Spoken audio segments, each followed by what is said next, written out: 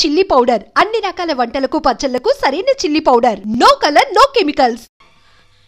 ఎంత గండం గడిచింది. ఎందుకింత అగాయిత్యం చేసావు? చెప్పమ్మా.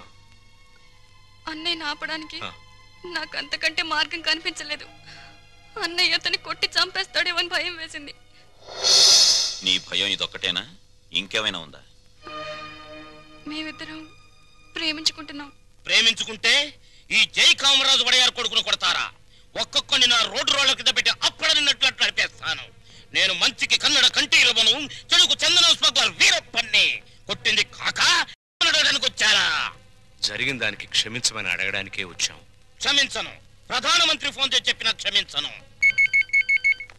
ప్రధానమంత్రి ఏమో. అలాగా. హలో, నువ్వా? మా ప్రసాద్ను కొట్టిన విషయం నీ దాకా వచ్చిందా? నా కొడుకును కొట్టిన వాళ్ళను తారులో కలిపి రోడ్డు వేసేంత వరకు నిద్రపోదని నా రోడ్ల మీద ప్రమాణం చేశాను రా. నా బావమరిది అమెరికా నుంచి. అప్పుడే నా పరువు ఇండియా దాటి అమెరికా దాకా వెళ్ళింది. అసలు నా ఇంటికి రావడానికి సిగ్గులేదు మీకు? చూస్తే దిట్టంగా నలుగురున్నారు. మీరు ఎవరు నా కొడుకును కొట్టింది చెప్పండి. నేనే కొట్టాను. నా కొడుకుని 10 మందిలో కొడతావా? పరువు లేని కుటుంబంలోని మనిషి కాబట్టి పశువులా ప్రవర్తించావు. మగవాడు నాకు చెయ్యి వేస్తాడు. వేస్తే నీ చెల్లెలు ఎందుకు ఊరుకుంది? ప్రేమించింది కాబట్టి ఊరుకుంది. వంశాన్ని బట్టి ఆలోచనలు బట్టి బుద్ధులు. ఆడపిల్లను పెంచుకోవడం చేతగాక ఊరు మీద వదిలిపెట్టిన మీ కుటుంబం బతుకు ఎలాంటిదో. కప్పు కొడుతుంది. బయటికి వెళ్ళండి నాయన, ఇల్లంతా కడిగించుకోవాలి. వెళ్ళండి. మా అమ్మ మళ్ళీ చచ్చిపోయింది. మా అమ్మ ఫోటో బద్దలు కొడతావా? నిన్ను ఎందుకంత కోపం వచ్చింది? మా అమ్మ ఫోటో పగల కొడితే నాకు కోపం, పక్కింటోడు కోపం వస్తుందా? ఆ ఫోటోకి ప్రాణం లేదుగా. అయినా అదంటే నాకు ప్రాణం. ఎప్పుడో చచ్చిపోయిన మీ అమ్మ ఫోటో పగల కొడితేనే మీకింత ఉలుకొచ్చిందే. ప్రాణానికి ప్రాణమైన నా చెల్లెల మీద చేయి పడితే నా రక్తం ఉడికిపోదా? అదే ఆడదాన్ని గౌరవించడం చేతకాని మనిషివి అమ్మ ఫోటో మాత్రం పెట్టావు. ఇందాకేమన్నారు? మగాడన్నాక ఆడపిల్ల మీద చెయ్యేడా అని అన్నారు కదా. నేను ఇప్పుడు మీ పెళ్ళ మీద చెయ్యేస్తాను. మగాడే కదా, పోలే మీరు ఊరుకుంటారా? రంగా, అమ్మా క్షమించమ్మా. అంతేనమ్మా, అంతే. దోపిడీలు చేసేవాళ్ళు, మద్దతులు చేసేవాళ్ళు, మానభంగాలు చేసేవాళ్ళు దర్జాగా తలెత్తుకు బతుకుతున్నారు. కానీ ఆడపిల్లల్ని కన్నవాళ్ళు మాత్రం తలెత్తుకు బతకలేకపోతున్నారు. అదండి ప్రపంచం. వస్తాం సార్, వస్తాం. ఇందాక మీ ఇల్లు కడుక్కోవాలన్నారుగా, మర్చిపోకుండా ఫినాయిల్ తో కడుక్కోండి. వదన్నా. అమ్మా, నీకో శుభవార్తే. నీ మనవడికి రఘురామయ్య గారి అమ్మాయితో పెళ్లి కుదిరింది. అవును, ఈ రఘురామయ్య గారే. ఓకేను.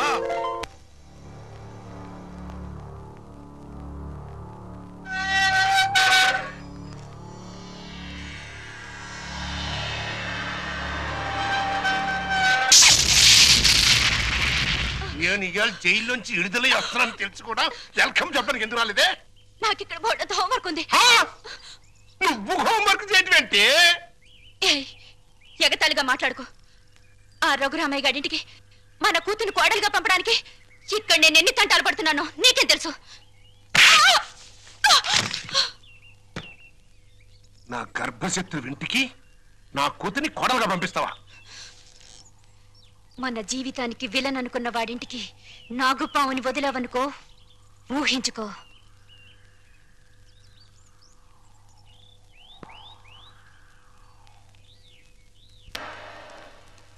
నాన్నగారు, తమ్ముడు చదువుతున్న కాలేజీ ప్రిన్సిపాల్ గారు మీకు ఈ లెటర్ పంపించారు. ప్రిన్సిపాల్ చదువు.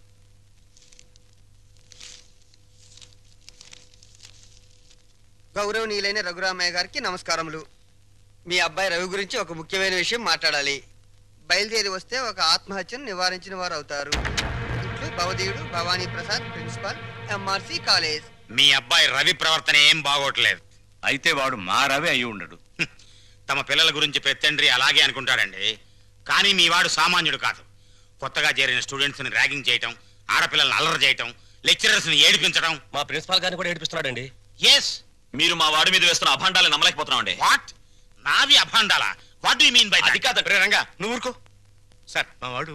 No no no no. మీరు వెళ్ళి కాసేపు ఆ పక్కన వెయిట్ చేయండి. నేను మీ వాడిని పిలిచి విచారిస్తాను. అతనేమిటో అతని ప్రవర్తన ఏమిటో మీకే తెలుస్తుంది.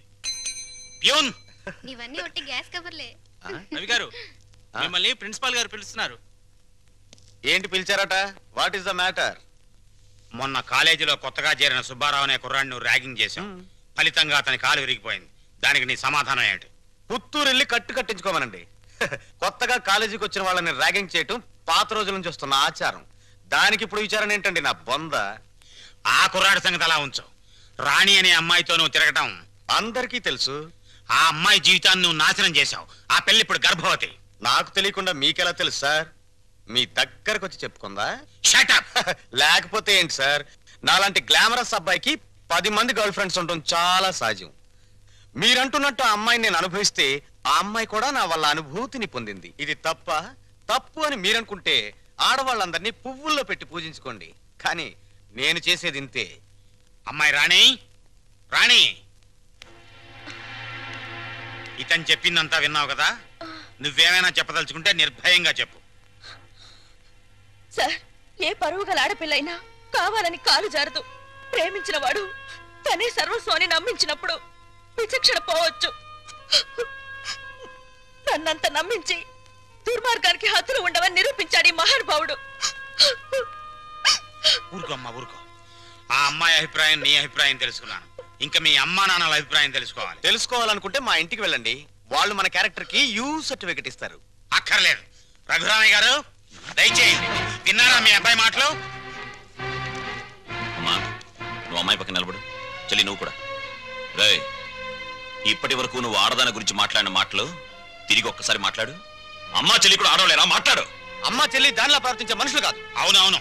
అటువంటి పవిత్రమైన ఇంట్లో దుర్వాసన కొట్టే మాటలతోనూ చేతలతోనూ నువ్వు ఒక్కడే పుట్టుకొచ్చావు. ఆ అమ్మాయిని ఏం చేద్దాం అనుకుంటున్నావు? అది కాదు నాన్న, నేను ఆ అమ్మాయిని అనిపించిన మాట నిజం. కానీ బ్రాతలుగా భావించి అనిపించాను. నిజంగా ప్రేమించుంటే ఆ అమ్మాయి తల్లి ఎవరు, తండ్రి ఎవరు, సంప్రదాయం ఏంటి అని తెలుసుకున్నాను కదా. అయినా ఆఫ్టర్ ఆల్ దాని గురించి ఆలోచిస్తారేంటి నాన్న?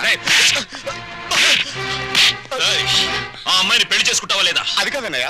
నోరు మీరే దుర్మార్గుడా. ఆ పిల్లకి అన్యాయం చేయకన్నయ్య. ఈ పెళ్లి జరగకపోతే అందరం కలిసి నీ అంతు చూస్తాం. నీతో పాటు మేము చేస్తాం. చెప్పరా? చెప్పు చెప్పు చెప్పు. సరే, దండలు తెప్పించండి.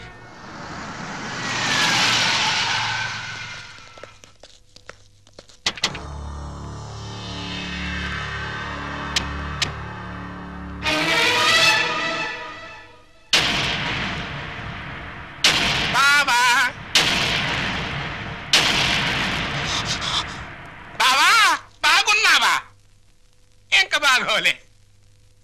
ఆ పిల్లరా నీ కొత్త కోళ్ళం? ఆ పిల్ల ఎవరో కనుక్కో చూద్దాం.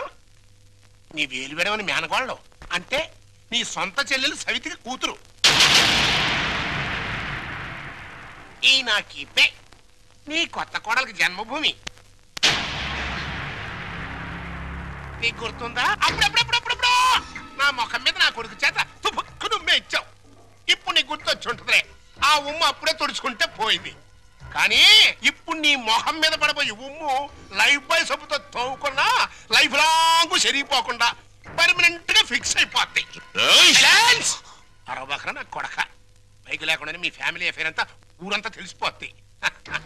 చూడు, ఇయాల నుంచి నా కూతురు జెండా మీ ఇంటి మీద ఎగురుతా ఉంటుందన్నమాట.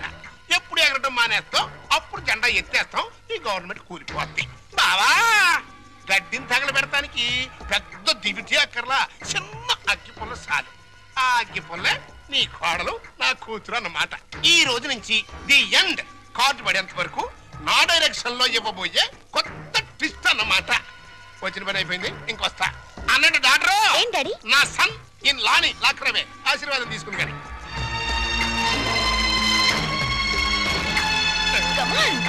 రారా సన్నిల్లా.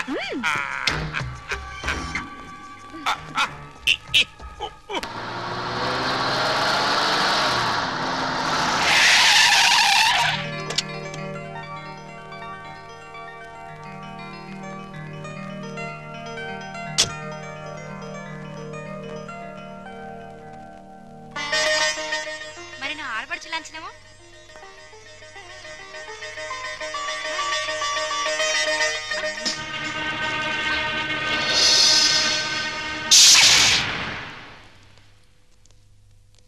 కుడికాలు లోపల పెట్టిరామ్మా.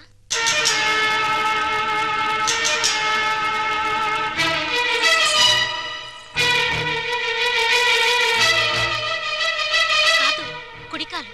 కీప్ లెఫ్ట్ అన్నారు పోలీసు వాళ్ళు. కీపు ఎప్పుడు లెఫ్టే, వైఫే రైటు.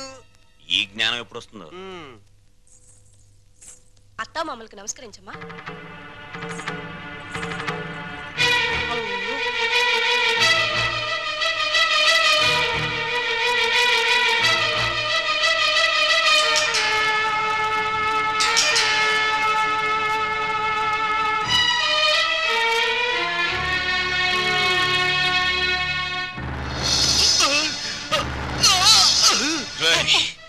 నీకు ఇంట్లో ఎవరు అన్యాయం చేశారని మా అందరికి ఇంత ద్రోహం చేశావురా?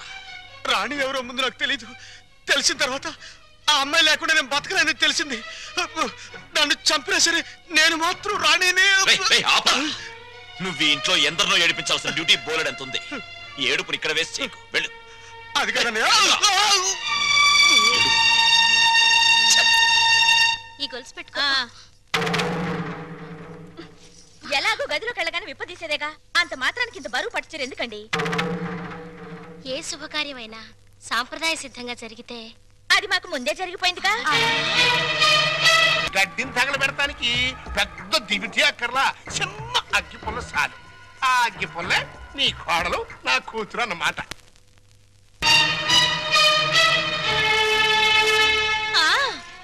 మా అత్తయ్యకి మావయ్యకి అందరికీ తెలుసు.